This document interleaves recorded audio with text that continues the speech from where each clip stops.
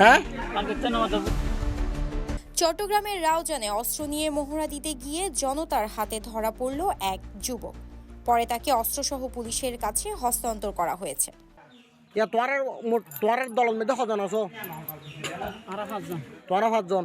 আজ শনিবার 6 নভেম্বর বিকালে রাউজান উপজেলার হলদিয়া ইউনিয়নে এই ঘটনা ঘটে। অস্ত্রধারী ওই যুবকের নাম নূর মিয়া। সে ওই ইউনিয়নে 8 নম্বর ওয়ার্ডের দুর্লভ তালুকদার বাড়ির তোফায়েল আহমেদের ছেলে। তোমার লগে হন আছিল? সলমান নাসির হাজাল আছিল। সলমান নাসির হাজল। সলমানি বহন মুস্তাফিজুর ফুয়া আর নাসিরি বহন। তারপর যে আর গহন হাজল হাজলিবের বাড়ি হড়ে মুস্তাফিজুর ফুয়া। তোমার বেগুন 8 নম্বর। তারপরে আরেকজন আছিল যে বহন, তোমার তো 8 9 জন আছিলে। জানি হতর হন গজ্জনির হনিবে হাসান। বাবার নাম কি? আলিউল্লাহ।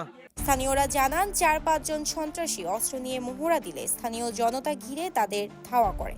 এই সময় সন্ত্রাসীরা কয়েক রাউন্ড গুলি ছোড়ে। ধাওয়া খেয়ে পালিয়ে যাওয়ার সময় শফি চেয়ারম্যান বাড়ির এলাকায় নূর মিয়াকে অস্ত্রসহ আটক করে থানায় সোপর্দ করা হয়। এখন তোমরা সংঘবদ্ধভাবে তোমরা কিনতে চাইতে গুজে শান্তি কি থাকতে বলল নহর?